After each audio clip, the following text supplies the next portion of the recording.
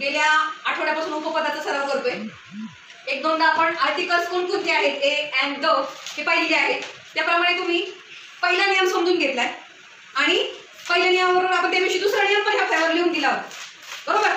पहिला नियम काय आहे आर्टिकलचा एचा, ज्या नामाचा उच्चार मराठीतील व्यंजनाने होतो आणि त्या नामापूर्वी ए हे उपपद आपण वापरायला पाहिजे. मग त्याची उदाहरणं पाहिली आपण.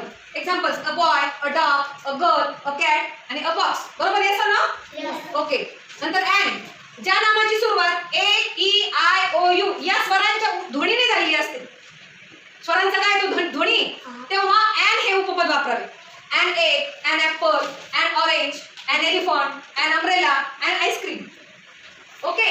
अँड द, जी जगामध्ये जी एकमेव गोष्ट आहे, सांगा बरं कोणकोणती जगात कुठली गोष्ट एकमेव आहे? सन, पर्वत, sun. Another example the moon. मग जे एकमेव आहे त्याच्या आधी आपण काय वापरायचं? द हे आर्टिकल वापरायचं. मग काय कशाच्या आधी आपण वापरू शकतो? दिशा. बघा आता the north, the east, the south, the west. समुद्र, समुद्राच्या नावाच्या आधी पण आपण द हे उपपद वापरायचं. नद्या, पर्वत, कॅनॉल, ग्रह, तारे, किल्ले, वृत्तपत्रे, धार्मिक ग्रंथ यांच्या नावाच्या अगोदर आपण काय वापरायचं आहे Shreya?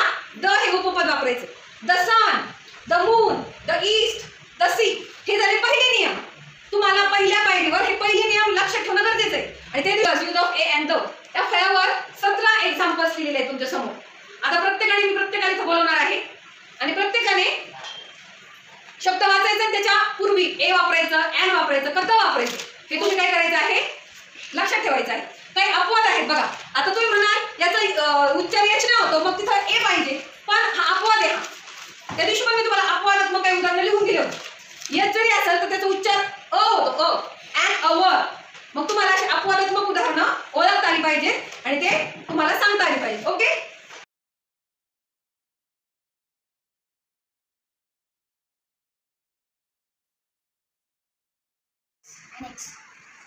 Are you ready, students? Yes. Start. an X, Very good. An X.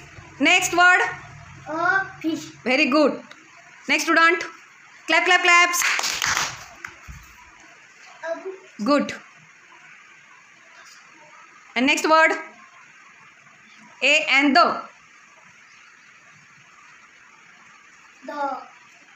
जी गोष्ट एकमेव आहे त्याच्या नावाच्या पूर्वी आपण काय वापरतो?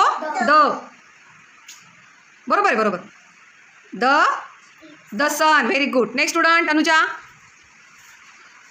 तुम्हाला जे सोपं वाटेल ते सोडवा तुम्ही. वाच बरं शब्द. teacher, okay. Next word. the moon, good. Next student.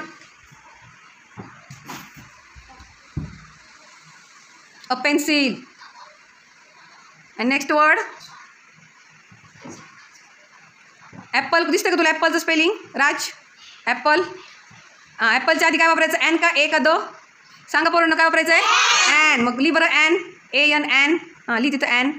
ए आणि ॲन. ओके. यन नाही पुसते. Next student Shreya. राजसाठी पण टाळायचं सगळ्यांनी. त्यांनी एक तरी सोडवलं ना. चला पुढे. तिकडे क्युक्युंबर बघतो 2 नंबरचा शब्द. तिथं काय वापरायचं? ए अँड का द? क्युक्युंबर. Very good. आणि त्याच्या खालचाच काय शब्द आहे? वाच. एग्स. एगच्या आधी काय वापरायचं? हां good. And egg. Very good. Next Shivani. हां काय लिही ती शिवानी? And Apple. आणि त्याच्याच खालचं बघ बरं. आता तो अवर शब्द आहे. अवर. त्याची सुरुवात यश नाही झालेली व्यंजनाने, पण त्याचा उच्चार कशाने होतो? स्वराने होतो. And our. अँड लिहायचं तिथे. And our. हां आता तो आणखी एक सोडव. पुढचं सोडव. डॉगच्या तिथं काय लिहायचं? डॉगच्या आधी खाली तिथं डॉगचा शब्द 16वा. A dog. Very good. Next.